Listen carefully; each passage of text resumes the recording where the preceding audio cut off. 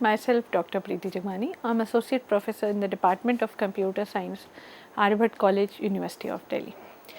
So in my previous lecture we were talking about the propositional logic, and we have seen that we have seen the examples of prepositions as well as kind of non-prepositional statements. And this propositional logic, if we talk about it, actually talks in the terms of some truth values, and the statements which are not having any truth value, for example the command or any question or any open sentence, then we call them as non prepositions. Now after that we looked into the concept of truth table. So truth table is actually, since we need to know the truth value of a proposition in all the possible scenarios, we consider all possible combination of prepositions which can be joined by logical connectives to form the given compound preposition. And this compilation of all the possible scenarios in the tabular format is known as truth table. And we have seen the two of the logical connectives which were there, the negation and the conjunction. So let us take a quick recap for this truth table of negation and conjunction, which is very simple. So negation is actually P. If P is true, the negation will be false. If P is false, then the negation will be true. So it is just the opposite of the statement or just the opposite of the preposition. Moving forward to conjunction. Conjunction, we have seen the conjunction P and Q is true when both P and Q are true, otherwise false, and here is the truth table. And this is what we have seen in our kind of our previous lecture also, that P and Q as per the truth table given on the screen is going to be true only if the value of P is true as well as the value of Q is also true. Moving forward, let us take one more logical connective, which is disjunction. So when we say disjunction, it is kind of P or Q, and the symbol of this disjunction is represented in the form of V.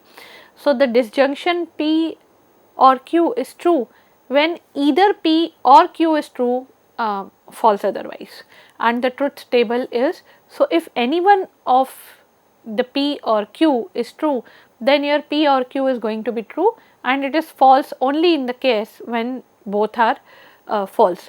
Now many readers, many students, many learners are very familiar with these truth tables, because this is very kind of, we can say, simple and covered in your discrete mathematics and some other subjects also. Why we are recalling, or why we are quick recapping them here, because when we are going to move to the resolution which is related to artificial intelligence, on this resolution we need to have clausal normal form, and for this clausal normal form all these conjunction disjunctions are required. So for example, let us say disjunction which we were talking about, disjunction, so the preposition P is, let us say today is Friday, and Q, it is raining today. So P or Q is today is Friday or it is raining today, and the preposition is true on any day, that is either the Friday or the rainy day, including both, which is rainy Fridays, but it is false on the day which is other than Friday, and it is also not raining, it also does not rain. So in case of the both prepositions being false, your disjunction is also false, true otherwise. Moving forward, we have exclusive OR. So for any two prepositions P and Q, exclusive OR is denoted by a specific symbol which says, which is denoted by a plus sign enclosed in a circle, which means that either P or Q but not both. So the exclusive OR is true when either P or Q is true, and false when both are true or both are false. So the value of P and Q both should not be same. In the different P and Q's value, your exclusive OR is going to be true, and the truth table of P and Q is something like this, which is being shown on the screen. So in case of true and true, which is P is true, Q is true, it is false.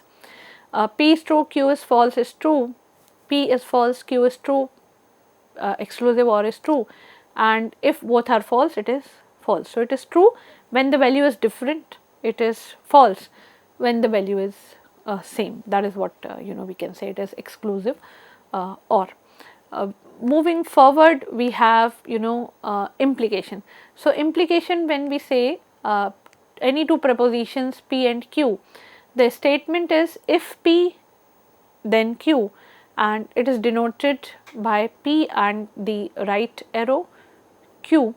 The common term for this is implication. In the implication P implies Q, P is more commonly known as hypothesis or premise or antecedent.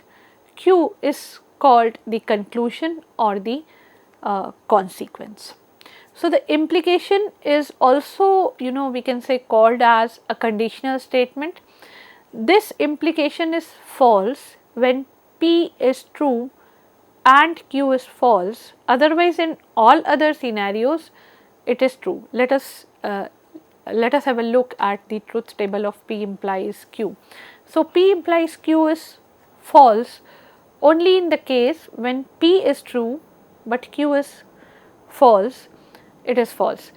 P implies Q is true when both are P and Q are true. P implies Q is true when P is false, Q is true, and it is also true when P and Q both are false. So, this is going to be the truth table for P implies Q. Moving forward, with this conditional implication, we have biconditional or double implication also. So, for any two prepositions, we say that the two prepositions are P and Q. The statement P, if and only if Q, is called the biconditional, and it is denoted by P, then there a double headed arrow, and then Q. The statement P double implies Q is also called a bi implication, as I have told you. It is having the same truth value as that of P implies Q and Q implies P. That means the implication is true when P and Q have the same truth values and is false otherwise. So, truth table is something of that sort, which says P is true, Q is true, P double implies Q is true. If P is true, Q is false, it is false. If P is false, Q is true, again it is false. If both are false, then this is true. So, you can kind of verify this with P implies Q and Q implies P. This truth table can be kind of we can say verified. So, if we are talking about some common ways of expressing this P double implication Q, we can also say that P is necessary and sufficient for Q, which is if P then Q, and conversely P if Q. So, for example, we say if it is raining today, if and only if it is Friday. Today is a preposition which is of the form P double implies Q, and this preposition is true if it is not Friday and not raining, or it is true if it is Friday and it is raining, and it is false when it is not Friday and it is kind of not raining. So, this is what your P double implication Q is. So, here in this lecture till this point, we have seen some of the kind of truth tables which are related to disjunction, implication and double implication, and we have also seen in the previous lecture we have seen the negation truth table and the conjunction truth table. Now, moving forward to some more terminologies related to propositional logic, and these terminologies are tautologies, contradictions and contingencies. So, when we say tautology, that means a proposition that is always true, no matter the truth value of the individual components. So, that kind of proposition which is always true, or we can say the resultant column is giving you a value of t always, that is your tautology. So, for example, now what is the example of tautology is P and not P. This is actually, this will be true in every cases, because either the P will be true or the P is false, but P and P or not P is a tautology. Then we say the next term, which is contradiction. A preposition that is always false, just the opposite of P or not P. We can say P and not P. This is always going to be false, because P cannot be both true and false at the same time, and we have kind of placed a kind of logical connective, which is and. So, P and not P. So, true and false or false and true. So, this is going to be a contradiction always. Then we have the third term, which is say contingency. So, contingency is actually a preposition that can be either true or false depending upon the truth value of its components. What we have seen in contradiction in tautologies, irrespective of the individual truth values, their preposition or the compound preposition is always true or always false in case of tautology and contradiction respectively. Contingency says being the value of a preposition being true or false depends on the truth value of its components, which says, let us say P and Q. So, this is true only if both P and Q are true. So, this is actually the contingency. Now, moving forward, when we are going to convert so many prepositions into the CNF, which is the clausal normal form, we will be requiring so many properties and equivalence rules of these logical operators, which we have seen till this point. And these logical operators in propositional logics, they have these important properties and we can say equivalence rules, which helps to simplify and analyze complex statements. So, let us take a look on those properties first of all. So, we have commutativity. Commutativity simply says order of preposition does not matter while using and or. It does matter in case of implication. So, when we are using and or, the order of preposition does not matter. P and Q is equivalent to Q and P. Similarly, P or Q is also equals to Q or P, and that is very kind of a very simple mathematical rule. Moving forward, we land up with associativity, which is grouping of preposition does not matter when we use multiple ands or, which says P and Q within a bracket and R can also be written as P and Q and R in the bracket. Then we have P or Q in the bracket or R. This can be written as P or Q and R in the bracket. So, which says grouping of preposition does not matter if we are using multiple ends in a sentence in a preposition, or we are using multiple ors in the preposition. But if we are using both and or in a combined preposition, there comes distributivity, which says and or can distribute over each other, which is similar to multiplication and addition in maths. So, P and Q or R can be written as P and Q or P and R. Simply P or Q and R can be written as P or Q and P or R. So, this is what your distributivity is. Then we have identity. Identity, a preposition combined with true or false as the kind of values behaves, we can say predictably. So, P and true is equals to P or false is also P. So, this is what the next property, which is identity. Then we have domination, which says when combined with true or false, some outcomes are always fixed. P or true is true because or is there.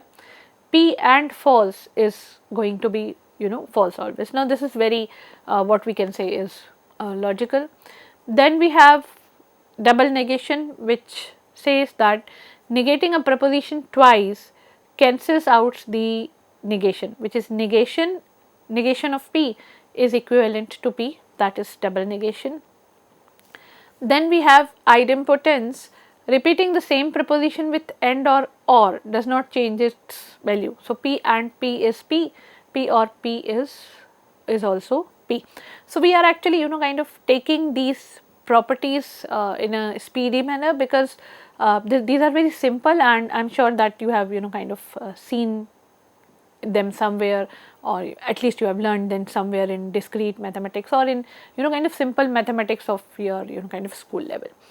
Prepositional, apart from these properties of prepositions, we have equivalence rules also. So, prepositional equivalence, we can say, are the logical statements that are true for the same set of truth values.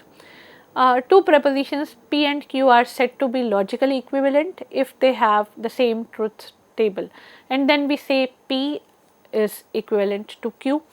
So, here comes kind of some those laws which we have already seen. We have identity laws which says P and true is P, P or false is P. Then domination laws, P or true is true, P and false is false. Idempotent laws we have also seen, P or P is equals to P and P is equals to P true. Double negation we have seen, commutative laws we have seen, associative laws we have seen.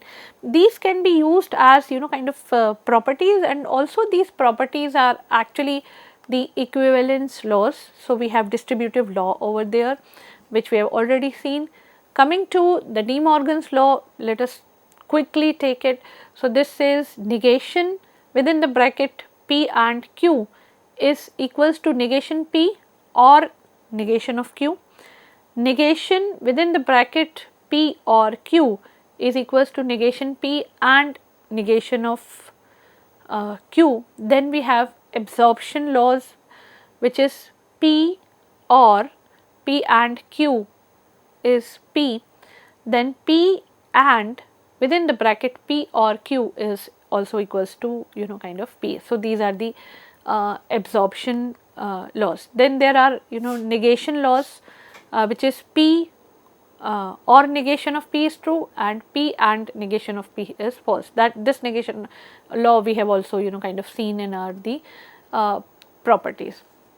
Now, when we say we have looked into the prepositional logic, what actually this prepositional logic is, what kind of logical connectives are there.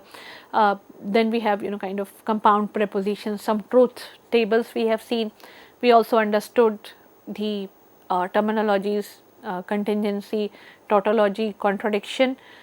Then we have seen kind of what actually are the properties and the equivalence laws.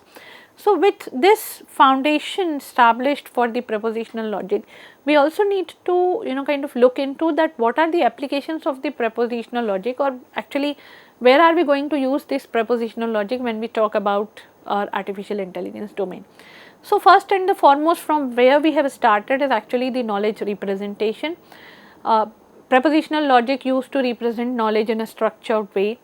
It allows any AI system to store and manipulate so many facts about the world.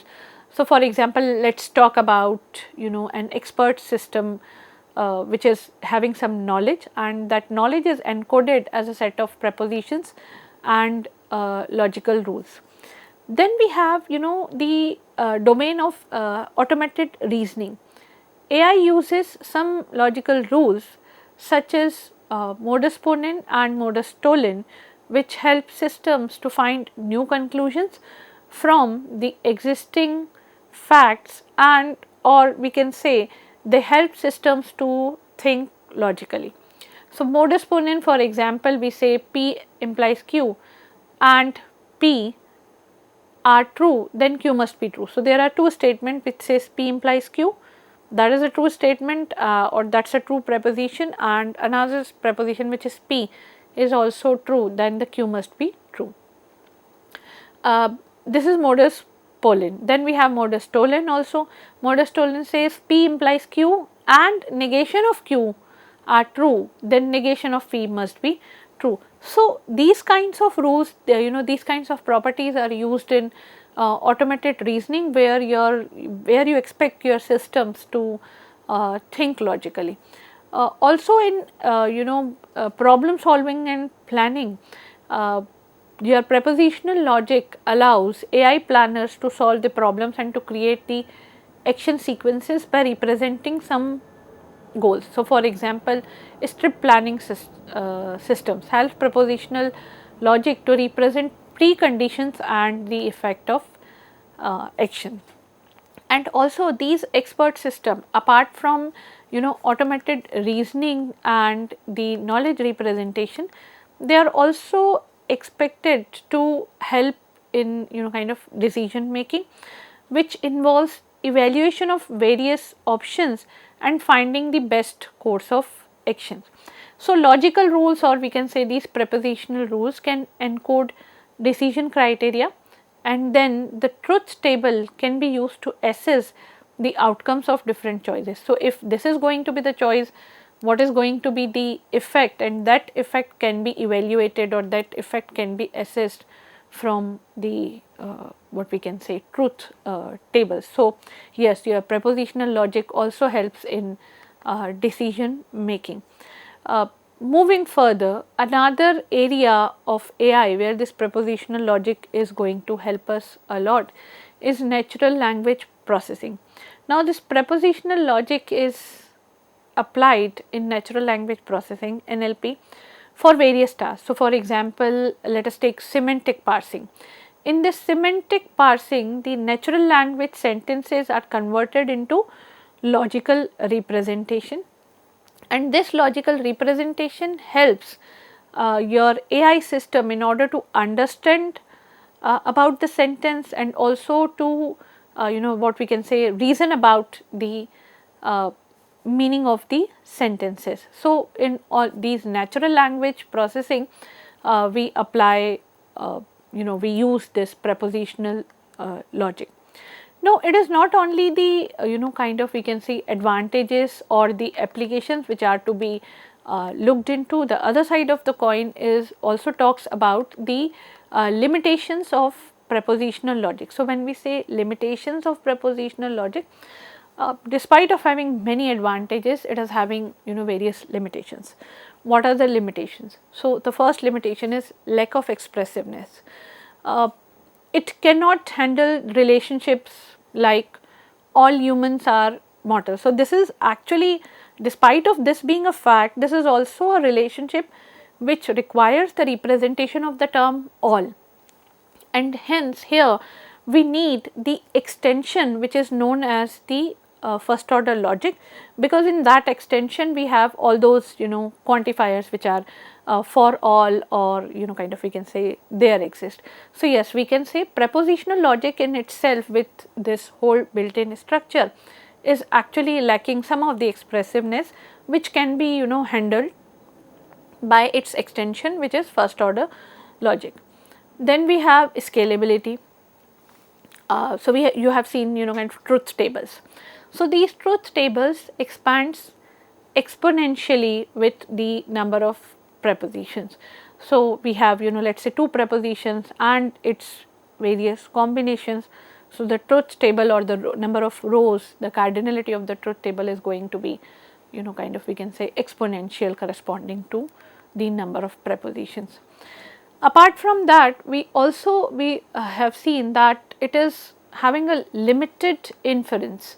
Limited inferences in the sense it only handles the binary truth values, in the sense either the statement or the preposition has to be true or it has to be false. What if we want to represent probability, that let us say it will rain and the probability is let us say 0.7%. We cannot be sure that whether it is 0 or 1, will it rain or it will not rain, it may rain. Then what about kind of those kind of situations where probabilities are required, uncertainties and flexible information has to be kind of handled. So, it is having a limited inference. Another disadvantage of the propositional logic is it is not having any quantifier. So, unlike predicate logic, it does not allow the use of quantifiers such as for all, which is denoted by an inverted A, or there exist, which is denoted by an kind of I can say the mirror image of E. So, quantifiers are not available in the propositional logic, while in the predicate logic use of quantifiers like for all and there exist is allowed, and hence because of this the predicate logic is kind of you can say it is more expressive, at least in order to handle the human relationships. Then when we talk about the ability to handle uncertainty, as we have already seen that it cannot represent probabilities or it cannot represent partial truth, but for the real world scenarios these probabilities or partial truths are actually very important, and they helps in making the scenarios actually kind of realistic, we can say. So, when your logic, or when we guess in the propositional logic, it cannot represent the probabilities or partial truth, which helps in making it kind of unsuitable for some real world uncertain situations. Apart from all these disadvantages, one thing which is also to be kind of needed to be taken into account, that it lacks context awareness. It ignores meaning or the context of the statement, which obviously is going to limit the ability to interpret the nuanced scenarios. So, in this lecture we have talked about the propositional logics, its logical connective we have seen. Apart from its truth table, we have also seen the terminologies, we looked into the properties, also the equivalence rules, and then we talked about the advantages as well as the limitations of the propositional logic. More is to be covered in this technique of knowledge representation, but that is scheduled for the next lecture. Here is the list of references which is being used for the preparation of lecture. I hope you have enjoyed this one. I will see you in the next. Till then, take care. Goodbye.